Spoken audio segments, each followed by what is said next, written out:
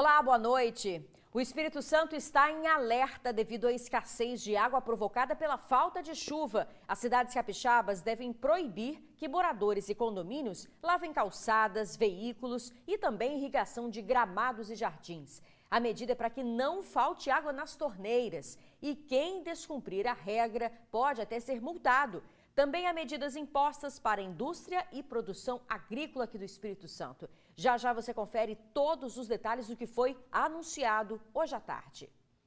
Na Serra, gente, 5 bandidos invadiram uma loja armados, renderam todas as pessoas. Era por volta de meio-dia, eles nem tiveram medo de esconder o rosto. Toda a ação foi filmada. O bando deu um prejuízo de R$200 mil em 15 minutos. Era 11h50 da manhã de quarta-feira quando 2 criminosos entraram nessa loja de roupas importadas. Fingem ser clientes por poucos minutos e logo anunciam o assalto. Depois de anunciar o assalto, um dos 6 criminosos prendeu as 6 pessoas que estavam na loja aqui nesse banheiro. Com a arma apontada para as vítimas, ele exigiu cordões de ouro e celulares. Toda a ação foi muito violenta. As vítimas contaram que a todo momento ele as ameaçava de morte. Eles ficaram presos aqui por cerca de 15 minutos e só saíram ao ter certeza de que o grupo tinha ido embora. Apontando a arma o tempo inteiro, pedindo para não mostrar para a cara dele, olhar para a cara dele.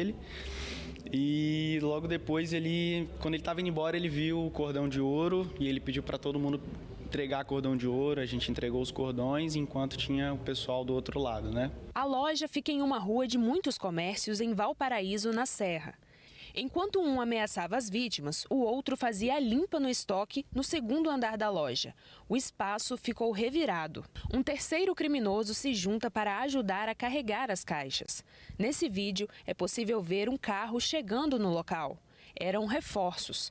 2 homens aguardam no carro e logo em seguida fogem. Logo depois, o veículo com restrição de furto foi abandonado e encontrado pela Guarda Municipal da Serra. Os criminosos levaram roupas, sapatos e bonés de marca. O prejuízo é estimado em R$200 mil.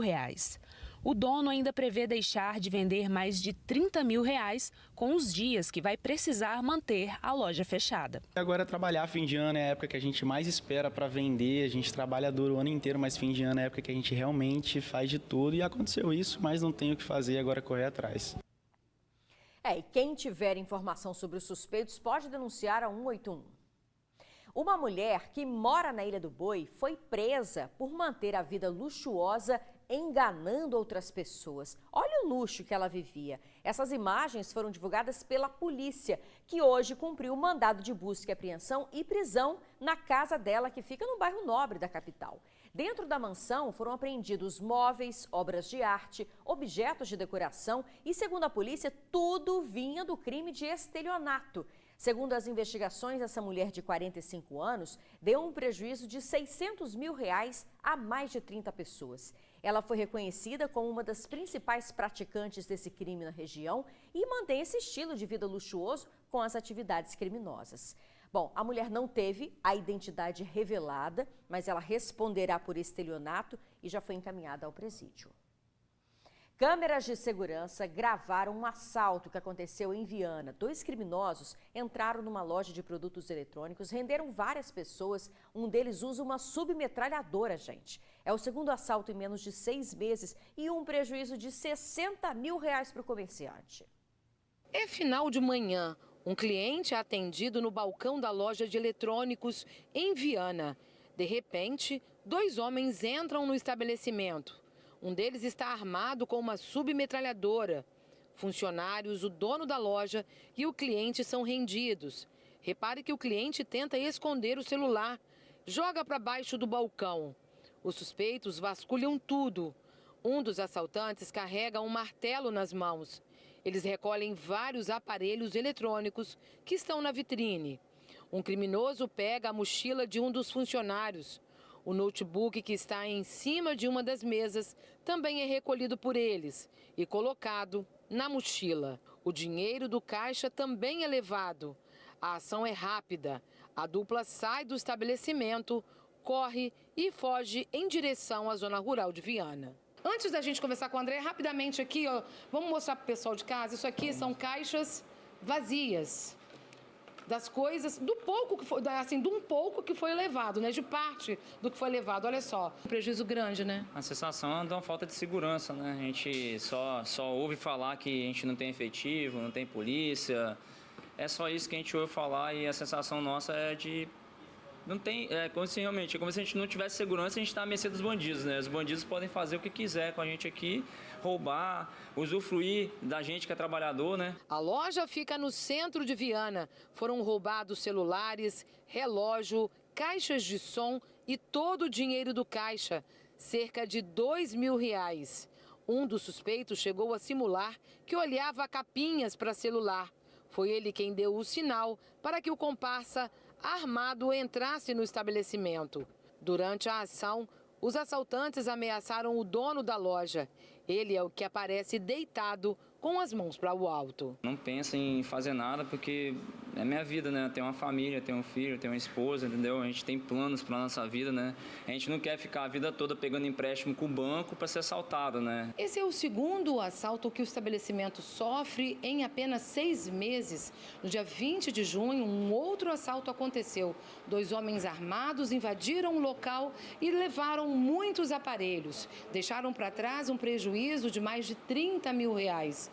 O dono do estabelecimento chegou a fazer um financiamento para poder reinvestir na loja. Mas com o assalto de ontem, boa parte foi perdida. A gente está aqui também para poder crescer, ajudar o município, pago meus impostos, tudo certinho, faço de acordo com a lei, tenho faturado menos porque me orientaram a fechar minha loja mais cedo, estou fechando a loja no vermelho por causa disso, é isso que eu tenho que falar. É brincadeira, tem que ter mais segurança mesmo, né? A gente demandou a PM, ela disse que foi acionada, foi ao local, só que as vítimas não souberam dar as características do carro usado na fuga. A polícia disse que fez buscas, mas infelizmente não localizou os suspeitos. Em Vila Velha, 2 pessoas foram baleadas no bairro Alecrim e uma delas morreu. Da feira do bairro Alecrim, em Vila Velha, foi cenário de mais um crime violento, cometido em plena luz do dia e presenciado por quem passava pelo local. Assustados com toda a violência na região, ninguém do bairro Alecrim quis gravar a entrevista. Mas contaram que por volta de 3 horas da tarde, 2 homens de bicicleta passaram atirando em 2 adolescentes, um de 15 e outro de 16 anos. Eles foram socorridos pela própria comunidade. Após atirarem contra os 2 rapazes, os criminosos fugiram e ninguém foi preso. Uma das vítimas, um adolescente de 16 anos, foi levado até o hospital evangélico no mesmo bairro, mas não resistiu aos ferimentos e morreu. Desolados com a perda, ninguém da família quis gravar entrevista. A tia da vítima contou à nossa equipe que o garoto teve envolvimento com o tráfico, mas havia se afastado há cerca de 4 meses e vinha se dedicando a um curso de barbeiro. Já o outro adolescente, de 15 anos, foi baleado na perna e socorrido até o Hospital Infantil de Vila Velha, onde permanece internado. Olha, os suspeitos ainda não foram encontrados. A seguir, homem que arrancou a orelha da ex foi preso pela polícia. É já já. Foi preso o suspeito de arrancar a orelha da ex-mulher durante uma briga em Viana. Josias Matos Libardi, de 31 anos, foi preso hoje cedo durante uma operação da Polícia Civil. Ele é acusado de arrancar com mordidas as orelhas da ex-companheira. Essa mulher precisou ser socorrida e sofreu antes ainda com toda a violência, porque se recusou a manter relações sexuais com ele. O crime aconteceu no dia 3 de novembro, no bairro Eldorado. O casal esteve junto por 3 anos, mas já estava separado. A Polícia Civil afirmou que o inquérito será concluído e devidamente relatado ao Poder Judiciário. Em Vila Velha, o vidro do carro aberto fez um idoso perder R$11.000. Ele foi rendido por um bandido ao parar no sinal de trânsito e acabou sequestrado pelo criminoso. Esse analista técnico de 51 anos passou 2 horas vendado e sob o domínio de bandidos. Também foi agredido. Teve um dente quebrado pela força da coronhada que levou no rosto e uma outra coronhada no peito. A vítima contou que estava nesta pista aqui, dentro do bairro Coqueiral de Taparica, indo para um supermercado. Ele contou também que o carro que estava na frente dele acabou parando, reduzindo bem a velocidade e ele precisou também. Foi nessa hora que ele percebeu uma pessoa se aproximando da janela onde ele estava. Acreditando que fosse um vendedor ambulante, não teve nenhuma reação. Mas aí ele percebeu que não era. foi quando o homem apontou uma arma para ele, obrigou ele a ir para o banco do carona e imediatamente vendou os olhos dele. Postou a arma na minha cabeça, eu estava com o vidro aberto do carro e me colocou uma venda nos olhos e rodou comigo em torno de 2 horas e 15. Ele perdeu em transferências de Pix, empréstimos, uso do limite do cartão, cerca de R$11 mil.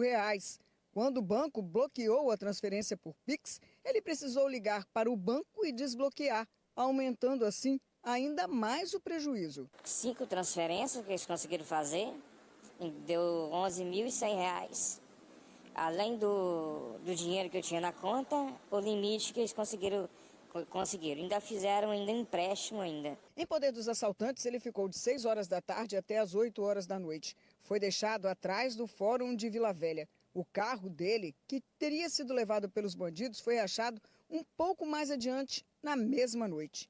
Em todo esse tempo que o analista técnico ficou em poder dos bandidos, ele só tinha um pensamento. Estou vivo, graças a Deus eu estou vivo. Dinheiro a gente trabalha de novo e recupera.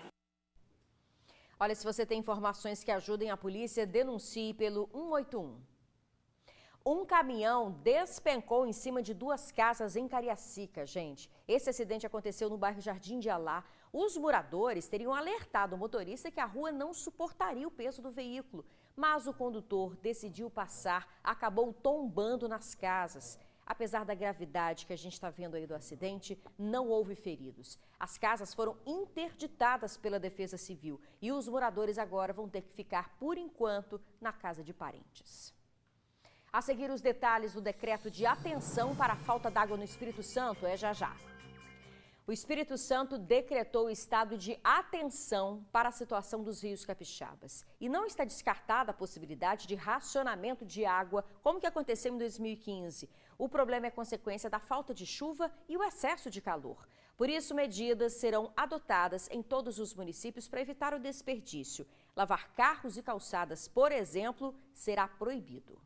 A vazão dos rios capixabas está muito abaixo do esperado em todas as regiões do estado. A vazão dos rios ela tem caído significativamente, muito abaixo da média esperada normal para esses meses de novembro e dezembro. A situação mais crítica é na Bacia Norte, onde a vazão segue caindo drasticamente. Em novembro, o volume das águas do rio São Mateus estava em 9% daquilo que era esperado para a época. Neste mês de dezembro, a situação é ainda pior e atingiu a marca de apenas 4%. É uma situação atípica, fruto de um conjunto de fatores relacionados à influência do El Niño e também à influência global das mudanças climáticas, que tem gerado essa certa anomalia na ocorrência de chuvas. Com todo esse cenário, a Agência Estadual de Recursos Hídricos declarou estado de alerta para a situação hídrica no Espírito Santo. Foram estabelecidas medidas obrigatórias para a redução do consumo de água pelos setores da agricultura, da indústria, do saneamento e das repartições públicas. Medidas restritivas que antes eram recomendadas agora se tornam obrigatórias e sujeitas à fiscalização. O setor da agricultura tem que fazer uma redução de 20% em relação ao que é captado. Isso na prática é que o tempo em que a bomba está ligada vai ter que ser reduzido. O setor da indústria vai ter que fazer uma redução de 25%, ou seja, no tempo de acionamento das suas bombas para o processo industrial, e os demais setores de uso não consultivo, como hidrelétrica, nós estamos determinando uma redução de 35% deste valor. O não cumprimento das medidas implica na aplicação de penalidades. Essas penalidades, elas variam desde uma advertência, a notificação, a aplicação de multas ou até mesmo a interdição do processo produtivo. Para Enio Bergoli, a agricultura capixaba deve ser impactada pelas condições hídricas e climáticas. Nós temos em média 2, 3, 4 ou 5 graus acima do previsto para esse período. Isso vem acontecendo desde outubro. Com isso, há abortamento de flores, há um prejuízo com relação à produção de frutos, de folhas, de qualidade da produção, que ainda a gente não pode estimar, mas seguramente a permanecer esse quadro conjugando falta de água, com temperaturas elevadas, nós vamos ter prejuízo na produção de frutas, verduras, legumes, de café. Outra preocupação da Defesa Civil é com os incêndios florestais. No mês de novembro, houve um aumento significativo e os focos estão cada vez mais próximos das áreas urbanas. Essa estação é uma estação que venta muito, então a possibilidade de se alastrar, de aumentar o incêndio, ela assim é muito rápida. A situação dos rios da região centro-serrana e da Grande Vitória é menos crítica. O rio Santa Maria está com vazão em torno de 10,5% daquilo que era esperado para dezembro. Já o rio Jucu está com 28%. O cenário também é menos preocupante na região sul, onde o rio Itapemirim está com 42%. Toda segunda, as agências do estado vão se reunir aqui no Centro de Inteligência para definir as medidas que precisam ser tomadas. Se nós não tivermos chuvas em volumes significativos e as vazões continuarem caindo, a AGER pode decretar novas resoluções de criticidade com um grau de restrição maior ainda.